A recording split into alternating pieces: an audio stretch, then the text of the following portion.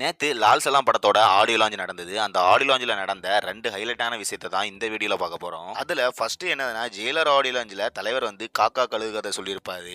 அதுக்கு லியோ படத்தோட சக்சஸ் மீட்ல தளபதியும் ரீப்ளே பண்ணியிருப்பாரு. இப்போ லால் சலாம் படத்தோட ஆடியோ லான்ச்ல தலைவர் என்ன சொல்லியிருக்காருன்னா, நான் காக்கா கழுகுகதை சொன்னதை எல்லாருமே விஜய தான் சொல்றேன்னு சோசியல் மீடியால கான்ட்ரவர்சியை கிளப்புனாங்க. நான் விஜய சொல்லல. விஜய் வந்து அவரோட கடின உழைப்பாலையும் டிசிப்ளினாலையும் இப்போ அவர் மிகப்பெரிய ஒரு உயரத்துல இருக்காரு. இப்போ அவர் சமூக சேவைக்காண்டி அரசியலும் வரப்போறாரு. நான் கட்டாயமா விஜய சொல்லவே இல்லைன்னு சொல்லியிருக்காரு. அது மட்டும் இல்லாம விஜயோட காம்படிஷன் விஜய் மட்டும்தான், ரஜினியோட காம்படிஷன் ரஜினி மட்டும்தான், ரஜினியோட காம்படிஷன் விஜய் நினைச்சா அது எனக்கு அசிங்கம், விஜயோட காம்படிஷன் ரஜினி நினைச்சா அது விஜய்க்கு அசிங்கம் அப்படிங்கிற மாதிரி தளபதியை பத்தி பெருமையா பேசியிருக்காரு. இதுல ரெண்டாவது ஹைலைட்டான விஷயம் என்னன்னா, லால் சலாம் படம் வந்து ஒரு கிரிக்கெட் பேஸ்டு படம் அப்படிங்கறனால அந்த படத்தோட ஆடியோ லான்ச்ல உள்ள ஆங்கர் அந்த படத்தோட ஹீரோக்கள்கிட்ட ஒரு கொஸ்டின் கேட்கறாங்க. உங்களோட ரியல் லைஃப்ல கிரிக்கெட் கோச்சா யாரா இருக்கணும் அப்படின்னு ஆசைப்படுறீங்க அப்படிங்கிற மாதிரி.